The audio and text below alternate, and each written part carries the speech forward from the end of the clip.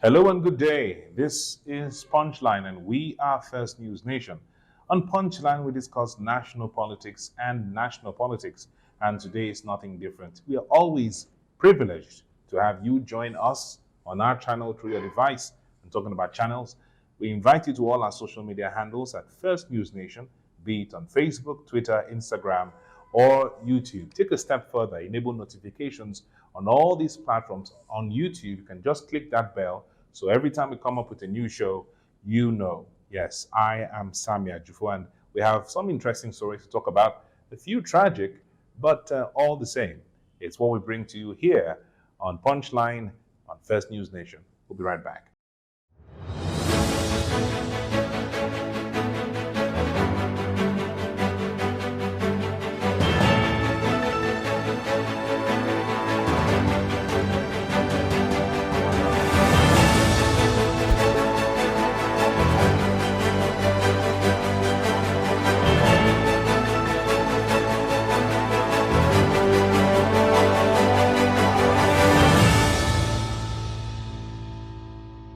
Our first story is a tragic one, and it's about the Nigerian and world hip hop star Davido, who lost his son just a few days ago on Monday.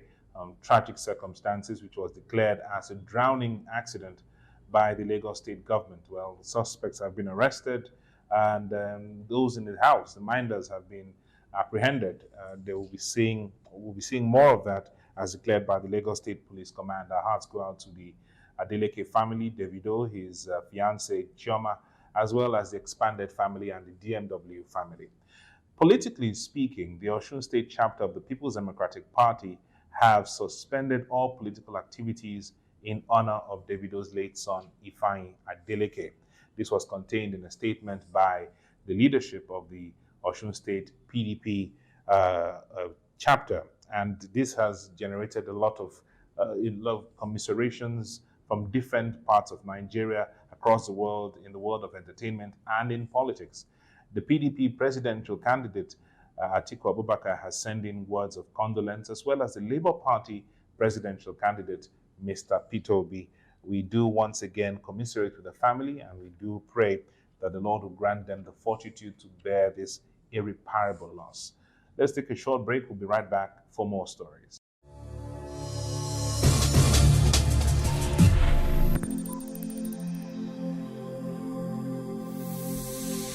This is Niger Feedback. Welcome back. It's still Punchline, and we're First News Nation. If you have any contributions to any story we'll be talking about today, go ahead and then drop them in the comments section below.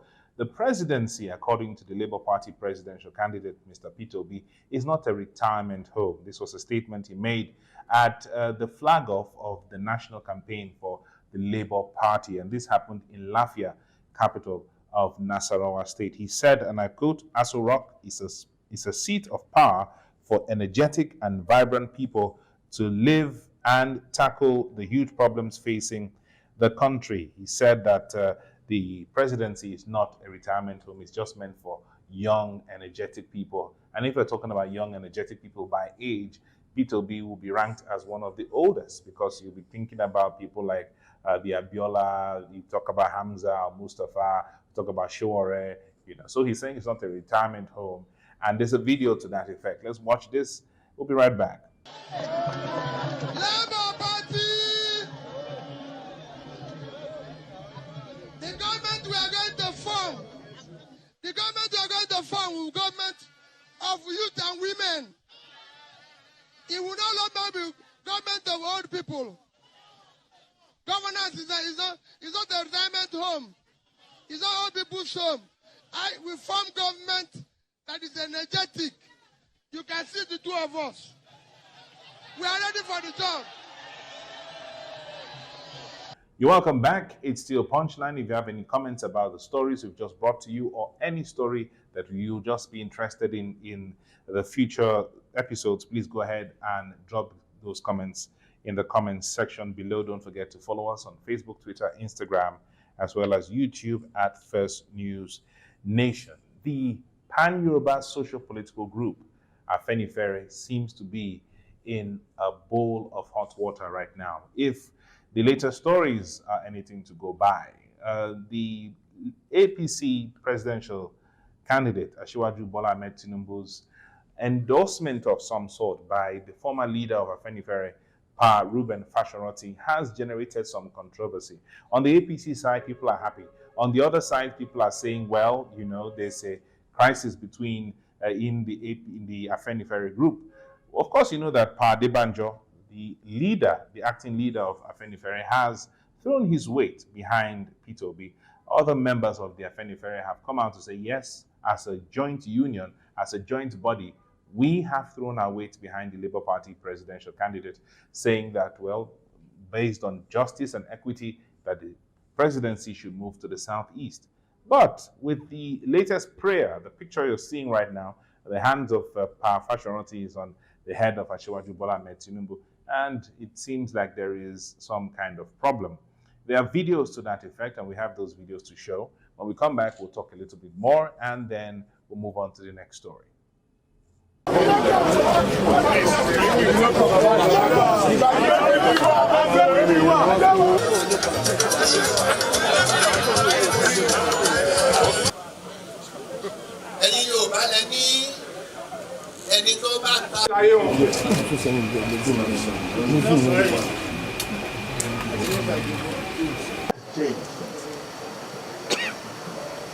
Yes, there will be opposition. Or by opposition with Muslims can win if they are the structure.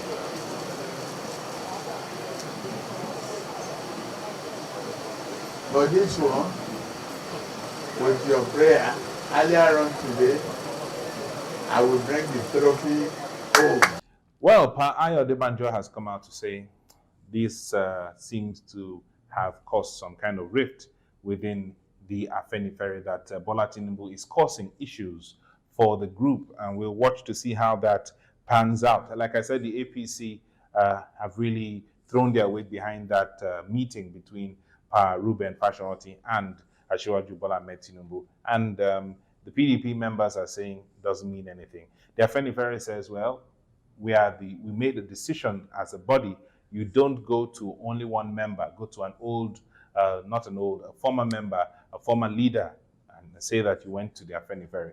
Well, we're going to watch how that pans out, and more stories that will come as we go on towards the campaign. As Peter Obi has gotten that endorsement from Afenifere, this decision, this action by Bola Ahmed Tinubu seems to have thrown some spanners in the works. But let's ask the question, will Afenifere actually deliver on, you know, the votes that any of these candidates will need? I'm talking about Peter Obi or Asiwaju Bola Ahmed Tinubu. How powerful is the Afenifere? Will they cause any impact in the southwest? Well, we're waiting for what the PDP presidential candidate will do. Will he approach Afenifere? We don't know. But their decision, at least from the Adebanjo side, is that Peter Obi is their candidate. Fasoranti seems to be on the other side.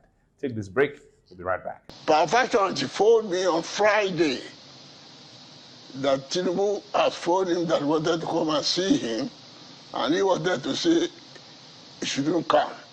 And I said, no, don't do that. You're an elder statesman. If you want to see you, why not? And I go further. Please note what I'm saying, because I'm not going to say more. So handed over the party to me over a year ago. That's not the way we do it in Action Group. And he knows it. I'm not a PDF leader. He said he's tired, he's old, and that I should carry on. That is the context of the letter he gave me. And ever since we have been carrying on, no problem.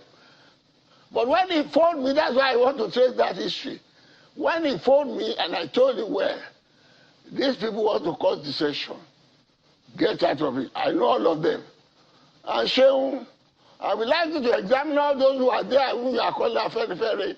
Ask them when did they attend the Afenifere meeting last. All right, still punchline. We are First News Nation. I am Sami Ajufo. Go ahead and like and subscribe to all our social media handles. Go ahead and drop comments about all the stories we've just talked about, and go a step further. Click that bell to enable notifications to get latest updates on all our shows. Now it's my take. Now, this is my opinion, which is not the opinion of First News Nation. It's about the latest announcement by the CBN governor, Mr. Godwin Emefiele, about the redesigning of the national currency, especially the higher denominations of the national currency that has got tongues wagging. We've had economic analysts, political analysts, everyone talking about it. People are saying, why are you redesigning the currency? What impact is it going to make? Nigeria is already going through a crisis. The price of dollar has gone from $1 to 800 naira and climbing.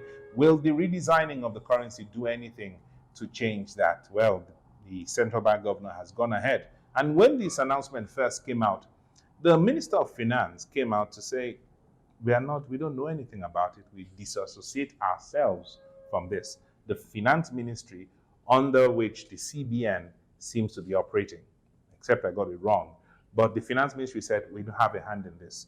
The CBN seemed to be standing on its own until the president himself came out and said, I'm actually giving this backing. This shows that there's some kind of disconnect within the federal ministries, within the crucial ministries or the top ministries. If the president can go and support the CBN governor and the Minister of Finance is on her own, then there is a problem somewhere. There is a communication gap. Seems like the CBN governor reports directly to the president and that this finance minister is on her own. The president has said, we support this. We support this. Now, the 10, 20, 50, and 100 naira will remain with the old design. Yes. But the 200, 500, and 1,000 naira will have a new design. The president made a landmark statement, and he said that this development will force people with illicit money buried in the ground to have challenges. That means a lot of people bury money in the ground. Yes, like agriculture, we all studied it. You plant a seed and the seed grows. So possibly these guys have planted the money and hoping that the money would germinate and gain fruit and become a tree of money. The Central Bank of Nigeria has said between December 15th, 2022 and January 31st, 2023, old currencies of 200, 500, and 1,000 naira will cease to be legal tender. So I'm sure because Nigerians now, if you go check your emails or messages, your bank has already started sending you information. Bring all the old currencies into the storehouse that they may be meat. That's all he meant. He's saying bring all the old currencies back to central bank and you'll be reissued with newer currencies. And Nigerians will take their time, just the way they did with the NIN, just the way they did with the PVCs, and they'll take their time. And when it becomes too late, everybody goes into a mad rush. So I'm guessing that it will be extended to give Nigerians more time to move their old currencies into the deposit money banks. That's what most likely will happen. But you see, with the latest development that we see today, Emefiele has made a statement saying 80% of the currency, Nigerian currency, is not deposited in banks. That if there is 3.21 trillion naira in circulation, 2.3 trillion is in the hands of people. The remaining is in the banks. So a lot of money is in circulation and not as much money in the bank. This is not why they're redesigning currency. For reasons best known to them, they are redesigning the national currency, and a lot of people are complaining.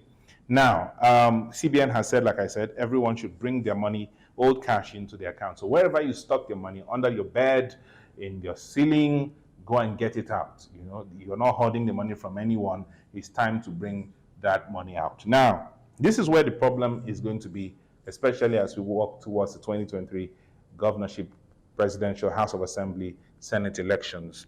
Money is locked away. You know, all the monies that have been bound will receive their freedom. They'll be free.